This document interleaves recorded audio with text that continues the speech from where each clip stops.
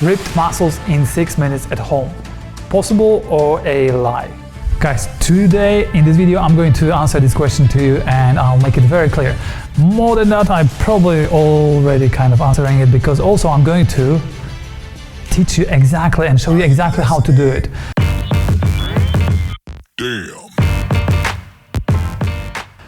So the answer is basically it is possible. Yeah. That's my opinion, that's my experience, and if you stick to the end of this video, I'm going to show you I'm not going to undress now and show you my muscles and my six-pack and all this type of things, but I'm going to show you at the end of this video some sexy photos from like a fitness photo shoot I took recently.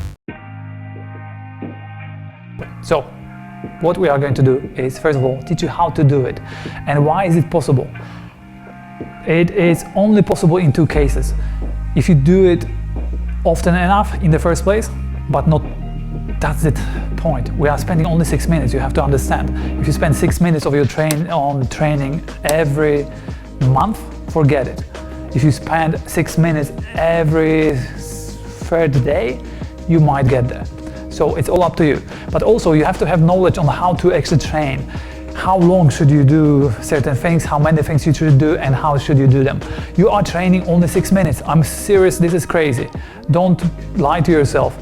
This is not really easy. But on the other hand, what I love about it is the fact that personally, I've never been a member of a gym. Never ever liked going to a gym, never was a member, seriously. You can check all the gyms in the world, I was never on the list. And yet I have a six-pack, I have, again, the photos are coming, so I'm not going to show you muscles or anything like this.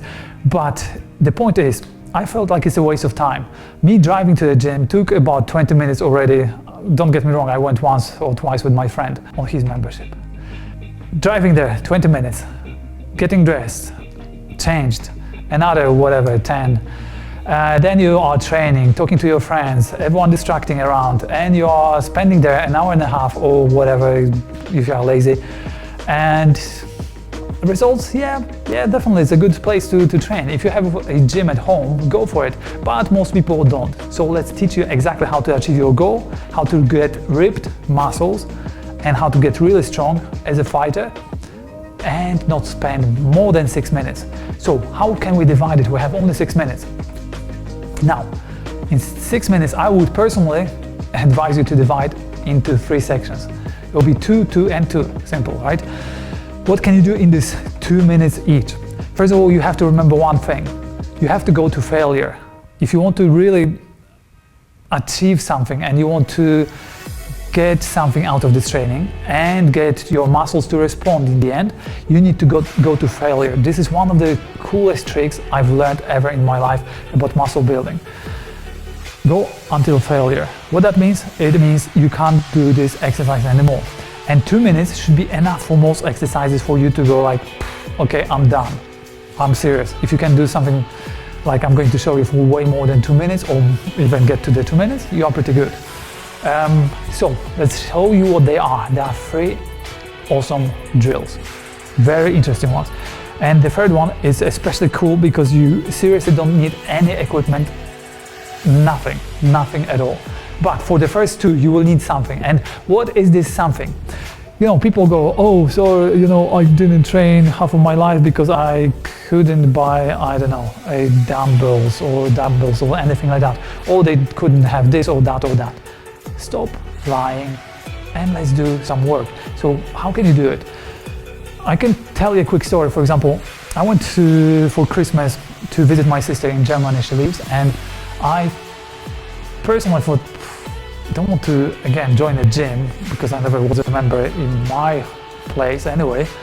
I'm not going to drag my dumbbells or buy dumbbells there or here or whatever. So what she did, straight when I came around Christmas time, very nice, warm, not warm, actually it was cold, but we wanted it really warm and nice in the house. She had a fireplace and she said, could you bring some wood? And she said, like, yeah, sure. In what? She gave me bags which were very strong, kind of shopping bags. I took the bags, I went for the wood, brought it to the house, and straight away, boom, I had an idea. I have my training equipment. So this is straight away I thought like, wow, 2 bags, they are pretty heavy, full of really heavy wood, and strong and hard, and that was perfect for me. So what I did, I just used this as dumbbells and anything else I needed, like dumbbells or kettlebells in a sense. Why I'm telling you that amazing story, Christmas story, is because you can do exactly the same. It's so simple. Guys, you can grab anything. You can grab a backpack and fill it with some books. Paper and knowledge are heavy. Sometimes they're really, really heavy actually. You find out when you move your house from one place to another and you have to move all the books. You'll find out very fast.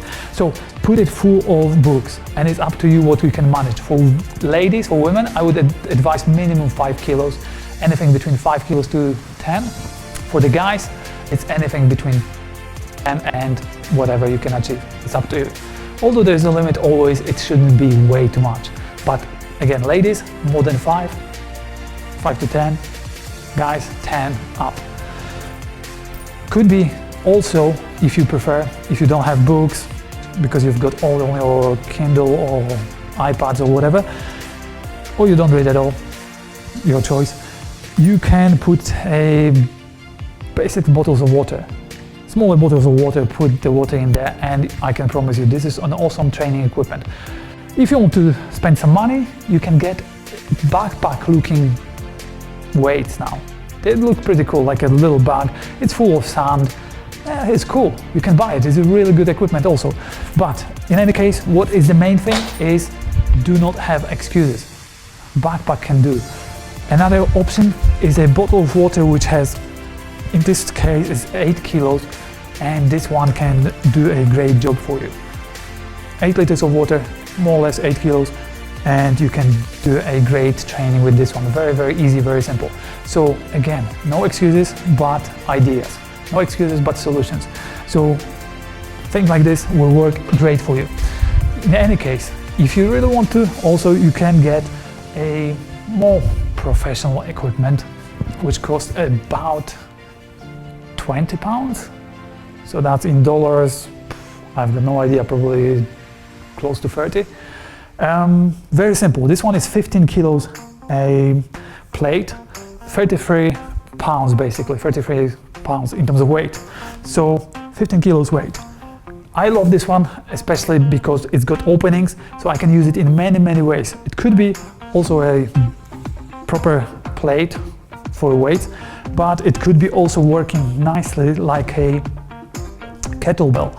So in any type of position you want to use this as a kettlebell, this is doing a great job. Is this essential for you? Not at all. Is it comfortable and cool? When your friends come around, you know, it looks good. So definitely, why not? Ordered this one I got actually from Decathlon. If you want to get exactly the same, really cool stuff. Very nice grip also. Yeah, I'm advertising Decathlon now, but it's a really good piece of equipment. You can get that. Other than that, just get a bottle of water, your backpack, you've got training already set up for you. So what do we do? As I said, there are 3 things we can do within that 6 minutes. So we are going for 3 different exercises, and they address your whole body. Now we have to focus on, basically we have to unfocus in a sense, because the third one will be focused exercise, but the 2 first ones are a little bit unfocused in a sense. Because what I mean here, if we have little time, we have to address ideally the whole body at once. Not that easy, because our muscles are doing different, they have different tasks to do. Whatever you're pulling, pushing, lifting up, dropping down, whatever, different muscles are involved. But we can get like a compound movement to get all of this, you know, the whole machine working almost together. Almost, because it's not, I don't think, I mean, it's a question of how much is one muscle working against another. I mean, the other might be working less, so the percentage of power needed to actually, or I mean, percentage of exercise you are doing to one muscle or another. So in this case, we have 2 compound exercises and 1 focused one. A little bit more focused, let's say, because it's not fully isolated, let's say. What I mean also, the difference between the complex compound exercises and isolated ones. An isolated exercise would be something like dumbbell curls with for your bicep. So that means getting your bicep here. Ideally, if you want to really work on the bicep, you would have some isolation here, so there's no movement of your elbow going up and your whole body or anything like that. It's really good to put your arm under and work on the bicep itself only, so you are protecting, preventing the movement of the elbow backwards, which is actually affecting the whole exercise. So this would be really nice type of movement here for isolated exercise. It's a really good type of exercise. The problem with that is you are spending a lot of time on one single muscle. If you have the time, go for it, but today we are focusing on doing really good drills to get you ripped muscles in 6 minutes. So the first one we are going to do is something you might have heard of or seen it. It's a kettlebell swing. What we are doing basically is using a backpack, water bottle or kettlebell looking weight for a kettlebell swing. Let me show you how it looks like in the first place, and I'll show you what's important about it, because there are technicalities. We can be making a lot of mistakes in this one and actually doing more harm to you than good. So look at this. First of all, how it looks like. I'm putting the kettlebell or any weight in between my heels basically, sitting down more or less 90 degrees to the ground here. I'm looking forward straight in front of me, because many people make a mistake of damaging their back and using it and not really doing a good job in this exercise. They are basically looking down here. So your back is working way harder than you should instead of your legs and your bum. Now you are addressing a lot your legs, your bum, your core muscles, your shoulders. And what we are doing, dynamically throwing it up to 90 degrees more or less, and then slowly resisting it down. Do not try to actually stop it at 90 degrees, or don't try to stop it at any point apart from getting back to the ground. Your point is to try to resist it. So again, we are going from the position of more or less between the heels, looking straight forward, and now we are throwing it up more or less 90 degrees and down, up and back to the beginning, to the floor again. And how long do you do it? As we said, ideally, your goal is getting to failure, because that's when your muscles are responding the best and the most and the fastest. Anything else is like, yeah, okay, you did some work, we might grow at some point, but it's not the best. The biggest secret, seriously, I've learned in life about training, go to failure. That means until you can't do it anymore. So in this case, 2 minutes should get you there pretty easily. But if you can do more, most of the time it means your weight is a little bit light. Bring that weight a little bit higher and you'll see that 2 minutes can be the longest 2 minutes in your life. If your weight is reasonably heavy, if you even do 1 minute and that's your failure, you've got time to rest, and that's pretty good because you've got the next exercise coming up. So what is the next one? Oh, one more time, what is important about this one here, I want you to be really good at the technical part of it. So how to do it a first few times, I would advise put the weights away, don't grab anything, just get the idea of you are sitting down, you've got your weight between the legs, you are grabbing that weight, you are looking straight. That's a very important part, because otherwise you will be lifting it in a weird way, and get the synchronized movement up and down. Many people I can see struggling with it and not doing well for one reason. They are going in an unsynchronized movement up and down and they're just not getting it. So what you need to do, start here without any weight. Your knees, your feet should be more or less like shoulders apart, a little bit more, and I advise pointing out slightly with your feet. So with your toes slightly pointing out. It feels much more comfortable, it's better for your structure. So we are starting here, looking forward, throwing this up, arms straight, working on your shoulders also, and when it's pulling you down, just go with it, but don't resist, but don't try to stop. So, and then to the ground again, and that movement together. So once you train it without any weight, you'll be awesome once you grab the weight. And that's why this element, this part is very important. So we are starting here, looking forward, and 1, 2, do it dynamically. Guys, if you try to do it slowly at the beginning of the movement, it's not a dynamic, explosive movement, you will get stopped. You'll be like trying to pull it upwards. It has to be a dynamic throw. My arms are doing some of the job, but to be very honest, the most work is done by my bum, my legs, and that's where the power is coming from. So when I'm throwing it, I'm not going like up, my arms. That's how losers do it. You are going to do it like this. Straight up here and go boom, up and down. Again, legs doing nice dynamic work. So that was training number 1. 2 minutes of this. Take a breath after that one, and if you need some rest time in between, I would advise do it. So that might get you a little bit longer than 6 minutes, but it's worth it, because then the quality of your exercise will be better. And also, in the end of the day, as I said, if your weight is good for you, like exact for your abilities for the moment, you shouldn't probably be able to do 2 minutes of it anyway. So you should have time in between to rest a bit. Now, we've got the second one. So we worked on your bum, we worked on your legs, now, and your shoulders. But only really, if you think about your shoulders, we did work on the front part of it. The shoulder is an interesting muscle. It goes from the front of your body all the way around. So you could do 3 movements. One is this, to get your front section of the shoulder stronger and more ripped and defined. The side, we're doing movement to the side of your arm, and then the back, we're doing things like pulling upwards here. That addresses the back part of your shoulder. So what we are going to do now is combine that with a nice, interesting movement. And also, by the way, up to now, we haven't actually touched your biceps at all, in a sense. We haven't done much work on them. Triceps also in the end. Slight kind of help and support was given from these muscles here to keep this movement going up, but it wasn't much. It's not enough for us for what we want to achieve, which is muscle growth and ripped muscles. So how do we do it? Very cool one, very simple, and it still addresses your legs and your bum, and your core muscles have to support it, which is extremely important, especially for fighters. Your core muscles are seriously one of the keys in your fighting.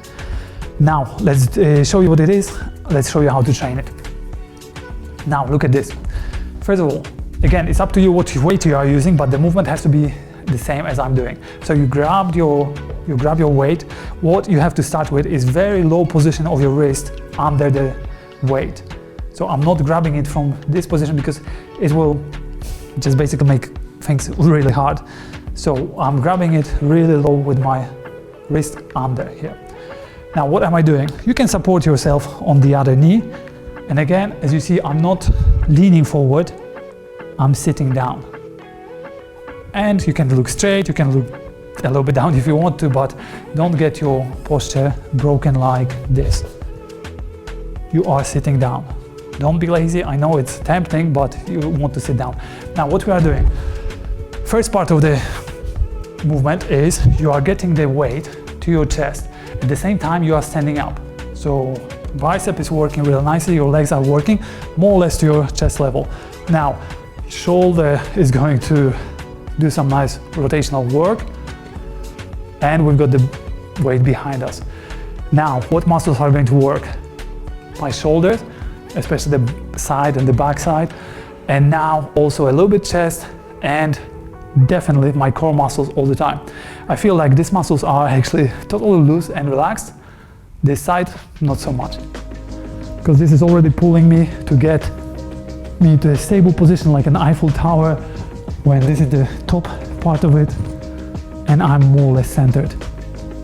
So now the tricep had to do a good job to lift it up. I'm coming back to the back, all the way to the front, and slowly down. Slowly, the bicep has to do a good, nice, slow work. Again, the same, one more time, the same movement. Always grab it low and under the weight, because otherwise it's going to be very hard for you to pull it to the chest. So under, now you're going up first, to the chest as you are standing up. Now behind, slowly, and then up, and now slowly down, behind you. By the way, when I'm doing that movement up, I'm trying to look like an Eiffel Tower, to have this in the center of my body. The weight is in the center now. Back down here to the front and slowly down. When I'm sitting down at the same time, I'm not leaning forward as I said before. So down here. Left arm, exactly the same. Go for the chest first as you stand up. Now behind you, all the way up with nice support of your core muscles. Now behind, to the front, and slowly down. Cool. So, you have to do this for 2 minutes. Really cool stuff. But it addresses almost every single part of your body. Really, really interesting. Now the question is, how do you do it, left and right? There are a few options for you. One of them is change it every time, which I don't prefer doing that option. I don't like it personally, because once I'm working on my muscle, let's say on the bicep or whatever it is, or this part of the body, I want that part of the body to be tired. I want to go to failure, really. So what I would do, ideally I would do maybe 1 minute on one side and then another minute on the other side. You can have other options. If you can't last 1 minute, you can do 30 seconds, then the other side 30 seconds, come back and come back. And that will be your 2 minutes. So we now have two different complex, in a sense, and combined exercises for the many parts of the body at the same time. This is the key secret if you want to do really fast workout and get really ripped at the same time. So we've got two of them. Now let's go for the third one. What is the muscle? Try to think for yourself now. What is the muscle we haven't really affected that much or trained that much in these two compound exercises? Think about it for a second.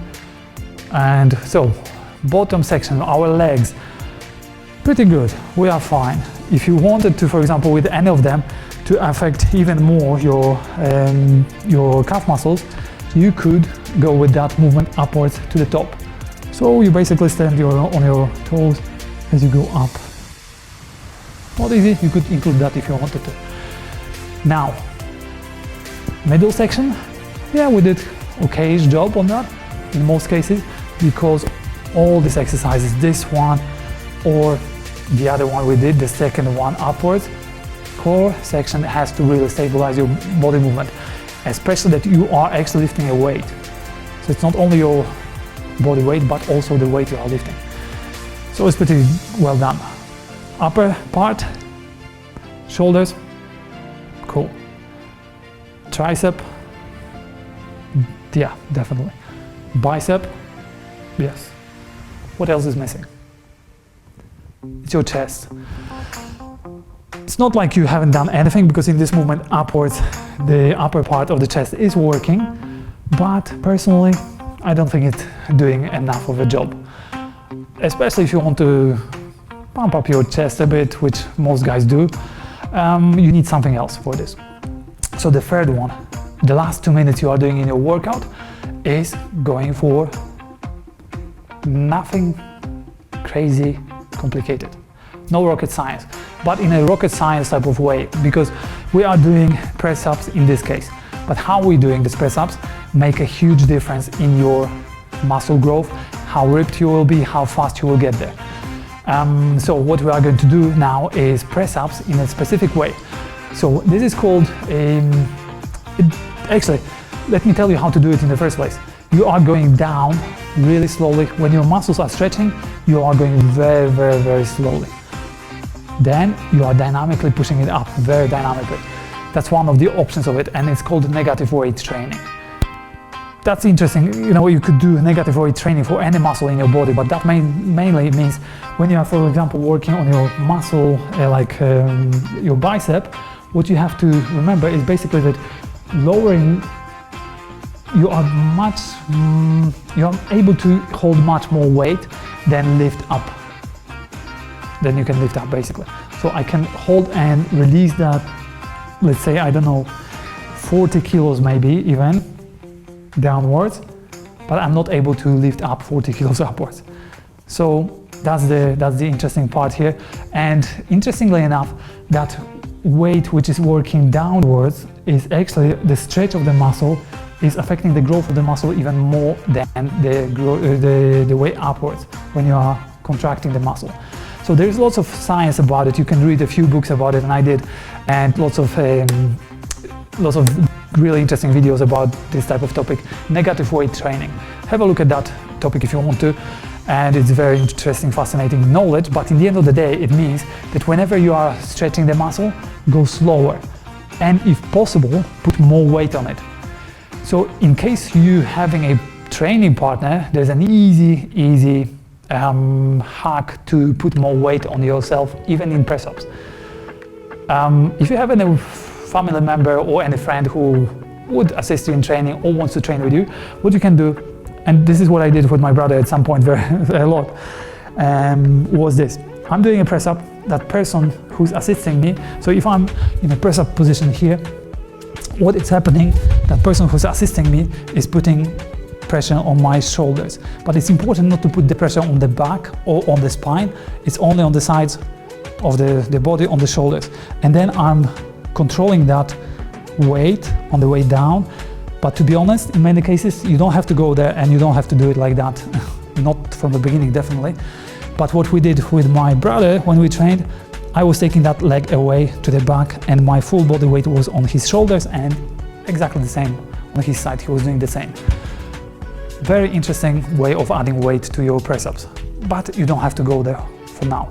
So 2 minutes of what you will have to do is you have to go slowly down, very slowly down, and then faster up, slowly down, and then faster up. If you're unable to do your press-ups straight, with your body straight, knees on the ground and keep it straight also. Your body should be straight, shouldn't be bent here. Cool. So now you've got 3 options, 3, not even options to be honest, it has to be a sequence. With one of them you won't achieve much, I can promise you that. With 3 of them together, if you do them in a specific scientific way as I showed you, which means until failure, or basically as long as you can last in one drill, and as long as you do the resistance training, basically the negative weight training, so slowly on the stretching part, the same with biceps. Even if you are doing another different exercise with the bicep, for example, easy example, you have to go on the way down very slow. On the way up, interesting, another bonus I'll give you, on the way up you can assist with the other arm. If you're unable to get that weight up, bring the other arm to support it. So you bring that arm to support it, bring it up together, but then on the way down, only one arm going downwards, slowly, resist it, and then once you are here again, assist it, bring it up, because this is the idea of negative weight training. You should be training with a weight which you can't actually lift up, but you can slowly lower it. Cool guys, I'm sure you enjoyed it. If you have any questions about what we've just done or any type of question on training, either fighting training or fitness, let me know in the comments below. I hope you enjoyed it. If you did enjoy this video, make sure you do subscribe and hit the bell button, because there will be much more from me about training, either fighting or fitness, and you don't want to miss it. If you don't click the bell button, subscription means nothing to YouTube. They will not tell you about our videos coming. That's how it is now. So thank you very much again.